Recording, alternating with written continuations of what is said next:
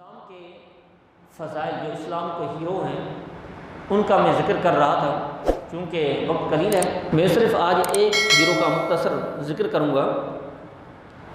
جن کی وجہ سے اسلام زندہ ہے۔ ان میں سے ایک حضرت امام احمد بن حنبل ہے۔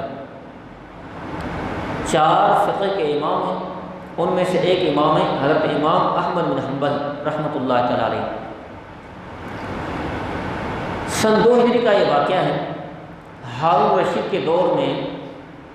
جو مغربی اور غیر مسلموں یونانیوں کے فلسفے تھے، یعنی اس کا نام منطق اور فلسفہ ہے، تو ایک قدیم دور کی سائنس تھی، ان کے ترجمے کیے گئے مسلمانوں کی زبان میں، عربی زبان میں۔ اب ہارون رشید تو خود قرآن کا حافظ تھا، عالم تھا،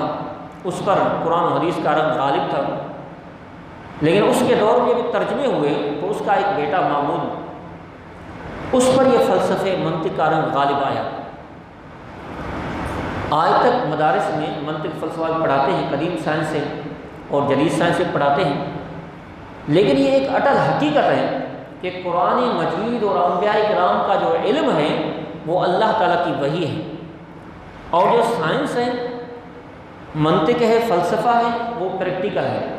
یعنی تجرباتی علم ہے۔ ایسا کیا، ایسا ہوا، اس میں زیادہ تر جو قدیم فلسفہ ہے اور منطق، اس میں زیادہ تر وہم پرستی ہے۔ اب جدید سائنس تو تقریباً پریکٹیکل کرتے ہیں،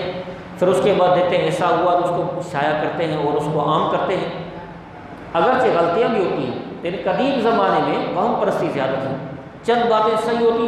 اور اکثر باتیں وہم پرستی پر مبنی ہوتی۔ اس فلسفے کی روشنی میں جب مسلمانوں میں فلسفہ آیا تو انہوں نے ایک مفروضہ قائم کیا، اور اس مفروضے کے تحت انہوں نے کہا کہ قرآن مجید مخلوق ہے، جبکہ اسلام کا عقیدہ یہ ہے کہ اللہ تبارک و تعالیٰ قدیم ہے اور اللہ تعالیٰ کی 7 صفات قدیم ہیں، ان میں سے ایک صفت ہے اللہ تعالیٰ کا متکلم ہونا۔ اللہ تعالیٰ کلیم ہے، جب اللہ تعالیٰ کلیم ہے، متکلم ہے، تو 7 صفات کی طرح یہ صفت بھی اللہ تعالیٰ قدیم ہے۔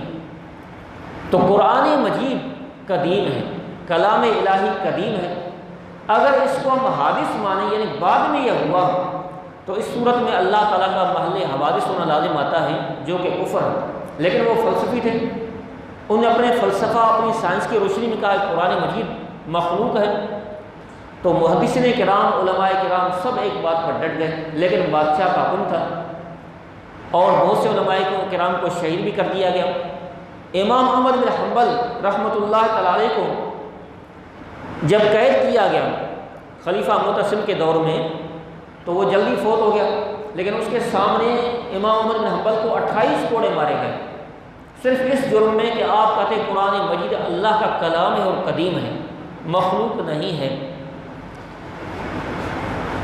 کتب سیر میں لکھا ہوا ہے کہ 28 کوڑے مارے گئے اور ہر جلاد صرف 2 کوڑے مارتا تھا، اور اتنے جلاد طاقتور ہوتے کہ اگر وہ ایک کوڑا ہاتھی کو لگتا، ہاتھی چلا کر بھاگ جاتا۔ ایک جلاد صرف 2 کوڑے مارتا، آپ کو 28 کوڑے مارے گئے۔ آپ کو پھر اس کے بعد جب مامون آیا تو مامون کے دور میں آپ کو قید کر دیا گیا، ایسے کمرے میں قید کیا کہ جہاں پر سورج نہیں آ سکتا، روشنی نہیں آ سکتی، کچھ بھی نہیں آ سکتا۔ آپ 28 ماہ قید میں رہے، 28 ماہ قید میں رہے، کئی مرتبہ مناظرے ہوئے، لیکن ان کے پاس جو مخالفین تھے قرآن و حدیث سے کوئی دلیل نہیں تھی۔ امام احمد بن حنبل فرماتے کہ ہمارا عقیدہ اور ہمارا ایمان قرآن و حدیث پر ہے۔ اگر تم کہتے ہو قرآن پاک مخلوق ہے، کلام الہی مخلوق ہے، قرآن پاک سے، حدیث سے کوئی دلیل لے کر آؤ، تو ان کے پاس کوئی دلیل نہیں تھی، ہر مرتبہ مناظرے میں شکست کھا جاتے ہیں۔ لیکن مامون کا دور تھا، تقریباً سلطنت پر حاوی، اور جو وہاں کے جج تھے، چیف جسٹس قاضی القضات اس وقت کہتے تھے، ان تمام میں سب کے سب یہ معتزلی لوگ تھے۔ تو معتزلہ کا یہ عقیدہ تھا کہ قرآن مجید مخلوق ہے۔ امام صاحب ڈٹ کر کھڑے ہو گئے، بلاخر امام صاحب 27 ماہ جیل میں رہنے کے بعد رہا ہوئے، اور آپ کو جو کوڑے مارے گئے اتنے سخت تھے کہ وصال تک آپ کے جسم مبارک پر ان کا نشان رہا۔ تو آپ کے وصال کے بعد علماء کرام نے، اہل بغداد اور تمام عالم اسلام کے علماء نے یہ متفقہ فیصلہ جاری کیا کہ لوگوں دیکھو، جو شخص امام احمد بن حنبل کا نام عزت سے لے، تعظیم سے لے، سمجھ جاؤ کہ وہ اسلام کا سچا مجاہد ہے، اس کے دل میں اسلام ہے، اور جو امام احمد بن حنبل پر ذرا برابر تنقید کرے، سمجھ جاؤ کہ اس کے اسلام میں شک ہے۔